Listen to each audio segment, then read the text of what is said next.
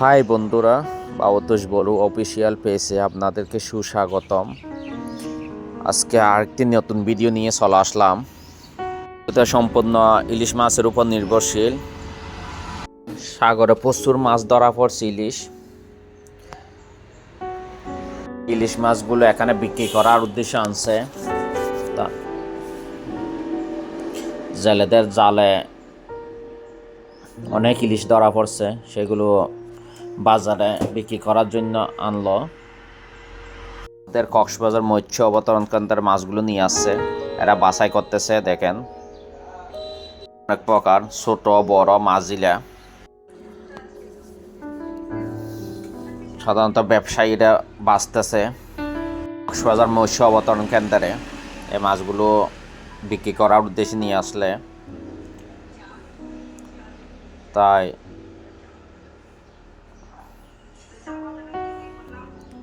দেখেন আপনারা অনেক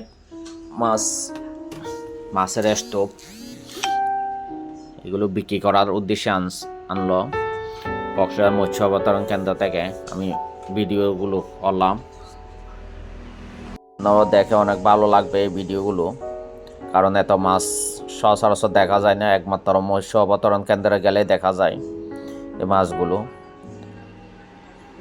মাছগুলোর অনেক দাম। ইলিশ মাছ এখান থেকেই সারা বাংলাদেশে এগুলো সাপ্লাই হবে। দেশের সব জায়গা থেকে ব্যবসায়ী এসে এখান থেকে এই মাছগুলো নিয়ে যাবে। সত্যি রূপালী ইলিশ অনেক অনেক স্বাদের মাছ, তাই বাংলাদেশে এগুলো অনেক পছন্দ করে। বাংলাদেশ বলি নাই, যারা চিনে ইলিশ মাছ তারা অনেক পছন্দের প্রিয় মাছ। দাম হলো এগুলো স্বাদও অনেক স্বাদের মাছ। দেখেন এগুলো যাক ইলিশ ধরা পড়ছে জেলেদের সাধারণ একটা টাইম আছে, এগুলো কখন ধরা পড়ে। বাংলাদেশ এখন বড় মৌসুম ইলিশের।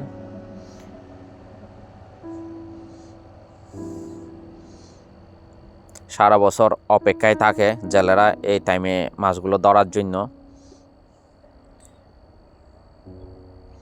কারণ এদের কাছেই হচ্ছে মাছ ধরা, জীবিকা নির্বাহ করার জন্য সারা বছর।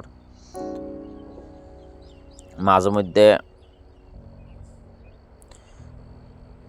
সাগর বন্ধ করে দেয়, মানে ডিম ছাড়া যখন প্রজনন মৌসুম আসবে তখন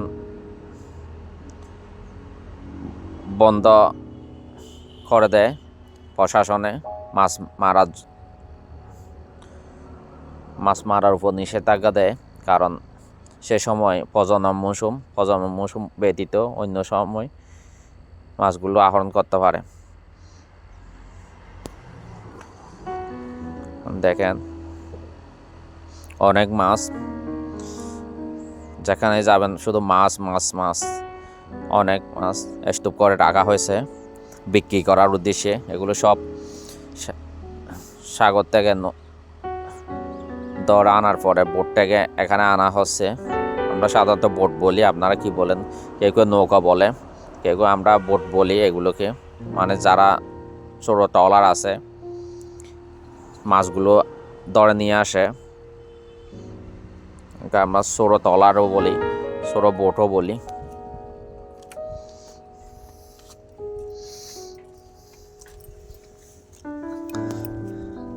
আর আমার চ্যানেলতে যদি ভালো লেগে থাকে অবশ্যই সাবস্ক্রাইব করে পাশে থাকবেন। আমি যেহেতু ট্রাভেল নিয়ে ভ্রমণ করে থাকি, বিভিন্ন ভ্রমণ বিষয়ক ভিডিও করে থাকি, আমার ভিডিওগুলো যদি একটুও ভালো লাগে থাকে আপনাদের মনে সারা জাগে, অবশ্যই চ্যানেলটা সাবস্ক্রাইব করে পাশে থাকবেন।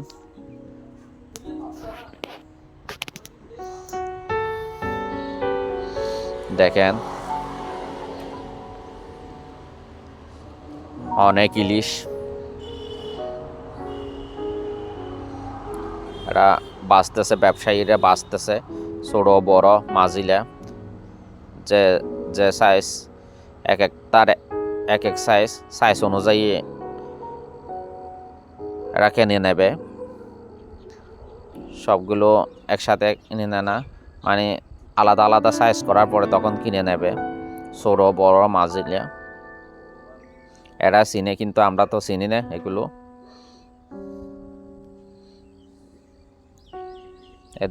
একজন তাকে কথা বললাম, এ বলতেছে হয়তো এগুলো সাইজ আছে, সাইজ 200 গ্রাম, 400 গ্রাম, 500 গ্রাম, 1 কেজি, 1.5 কেজি, এরকম সাইজ আছে। সাইজ অনুযায়ী টাকাও হয়, মানে বিক্রিও করে।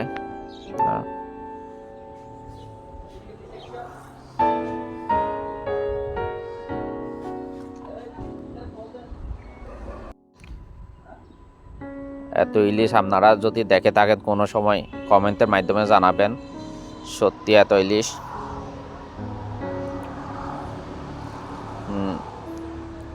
খুবই কম দেখি, এখানে শুধু মৎস্য অবতরণ কেন্দ্রে আসলে দেখা যায় এত ইলিশ।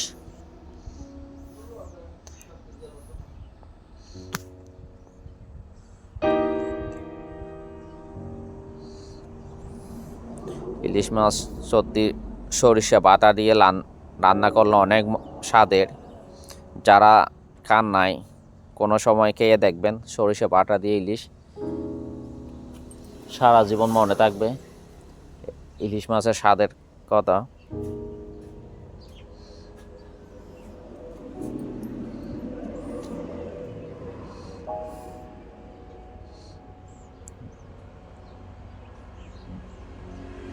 দেখেন, এর আগের ভিডিওতে আমি দেখাইছিলাম আপনাদের কিভাবে মাছগুলো তোলে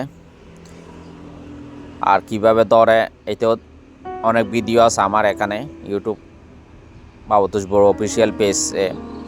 আর আজকে দেখালাম মাছগুলো এখানে আনার পরে কিভাবে বিক্রি করে, কিভাবে রাখে এগুলো।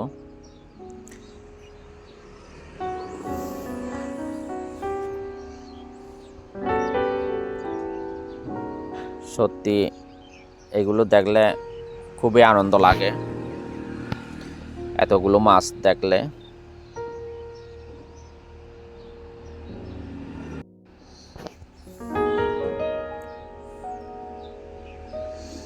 আমরা যেহেতু নদীমাতৃক দেশে বসবাস করি, বাংলাদেশ একটি নদীমাতৃক দেশ, মানে খালে বিলে নদীতে অনেক মাছ। এখন একটু কমছে, কিন্তু আগে সব সময় অনেক মাছ ধরা পড়তো। ইলিশ শুধু মাছ নয়, এটি বাঙালির আবেগ। যেখানে ইলিশ আছে সেখানে উৎসব আপনা আপনি চলে। আমরা নববর্ষের সময় পান্তা ইলিশ ছাড়া বাঙালির নতুন বছর সম্পূর্ণ হয় না। নববর্ষের সময় আমরা প্রচুর পান্তা ইলিশ খাই।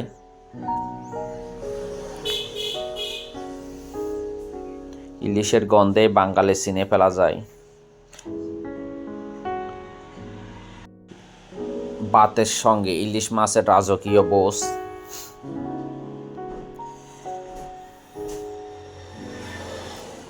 তো